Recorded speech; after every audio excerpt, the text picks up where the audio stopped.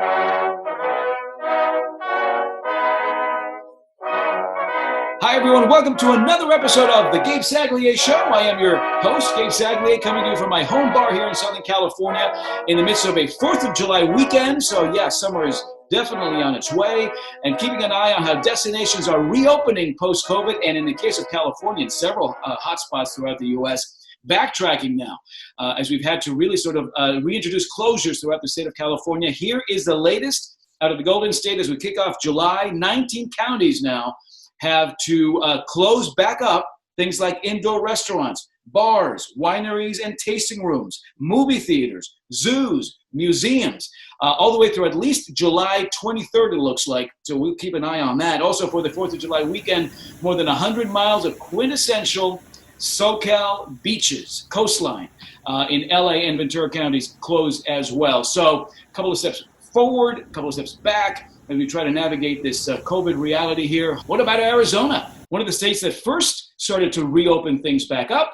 and now has had to backtrack all over again as they've seen a COVID number spike over the last several days. Rosalinda Randall is an etiquette and civility expert and the first ever Gabe Saglie Show correspondent with a look at how things are going on the ground in Arizona. Hey, Rosalinda, welcome to the show. Great to see you.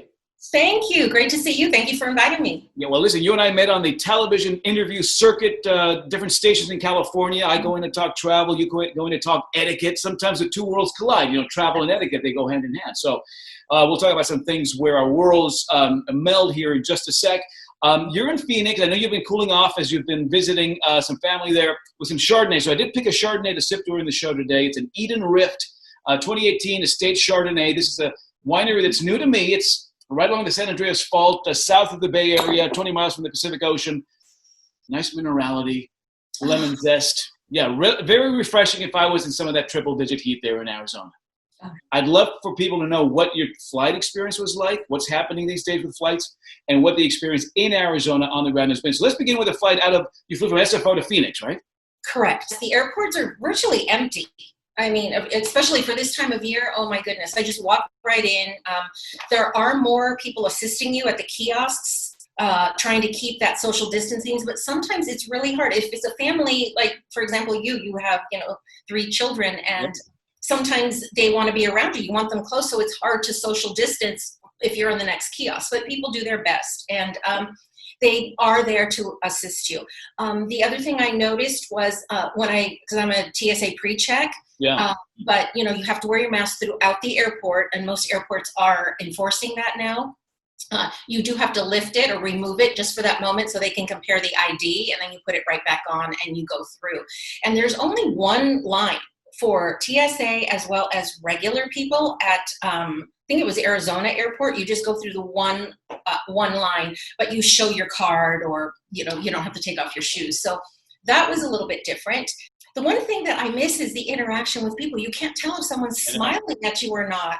So I had a conversation with someone, and I lifted my mask and I go, I'm smiling, and she goes, me too, under here, And the few TSA people that I've talked to, they just said it's really difficult. Almost everywhere that I've gone, people who work 8 hours or 4-hour shifts, they say it is really difficult to wear that mask. On the airplane, very few people, maybe 30% capacity. One flight was 7 of us. But it's funny how some people still want to sit in the front, and even though they're just 1 or 2 rows back, they want to stay up there. I'm a row 30, 31. That's where I go. Oh, interesting. I'm one of the upfront people, in part because under normal circumstances, it means you get overhead bin space much more easily, and you can get off the plane much faster. But what's been interesting is that United and American have come a little under fire because they're no longer going to be blocking these middle seats. They're looking to now fill these planes to capacity. They're calling the middle seat, keeping it free, more of a marketing message than an actual safety or health-driven message.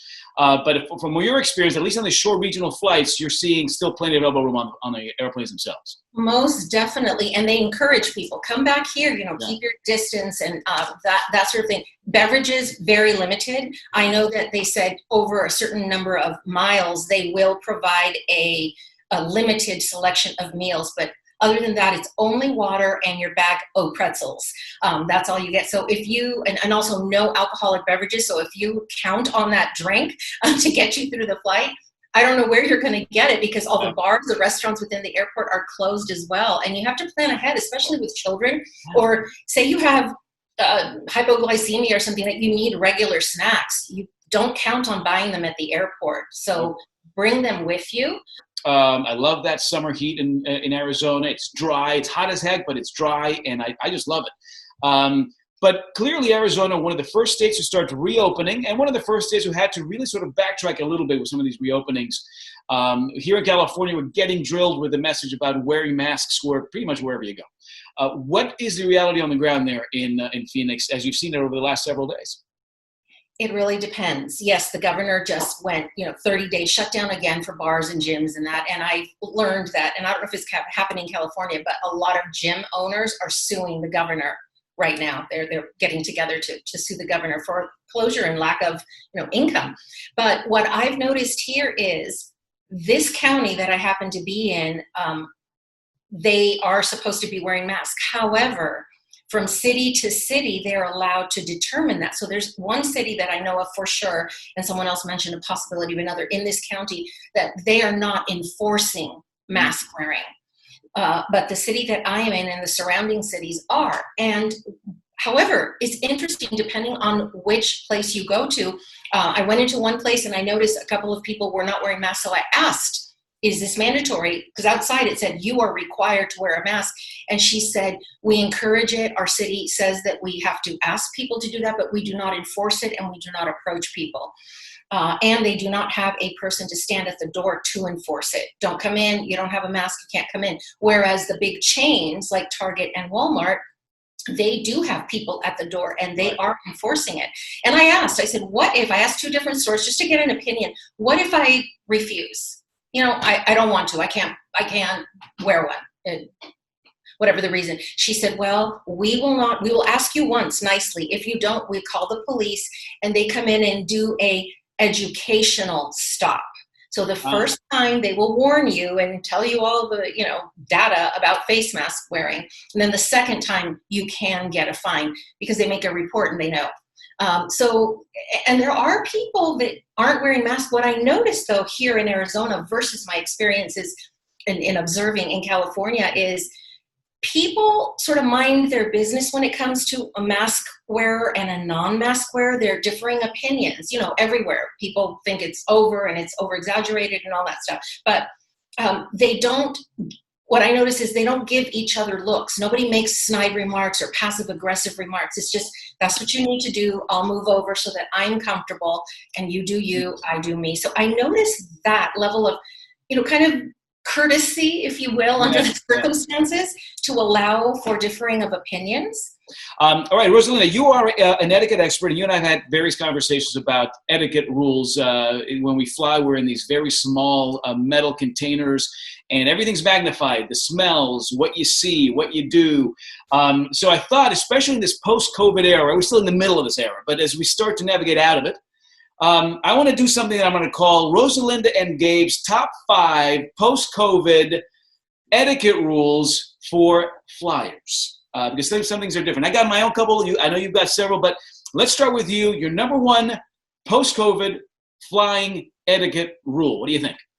If you cough or sneeze, and this happened to me, I just think if we take, 6 seconds to say, oh, I just smelled pepper, or, oh, I have allergies today, I'm so sorry, it puts people's minds at ease. So number 1, explain your sneeze. That's rule number 1. Okay. Perfect. Because before we could just sneeze and keep going, maybe rule number 1, explain your sneeze. I like that one. Right. Okay, I'll do number 2. For me, don't take your shoes off. Wear your shoes. As you know, Rosalinda, for years I've had this magnetism for bare feet, and I'll sit on an airplane seat and the person next to me decides they're going to take their shoes and socks off and put them right up against that bulkhead. So especially in this era where everything about sanitation and cleanliness has been magnified and prioritized, may I suggest then, please folks, wear your shoes when you're in flight. That's rule number 2. Okay, back to you, Rosalinda, for rule number 3, new post-COVID etiquette rules for flyers.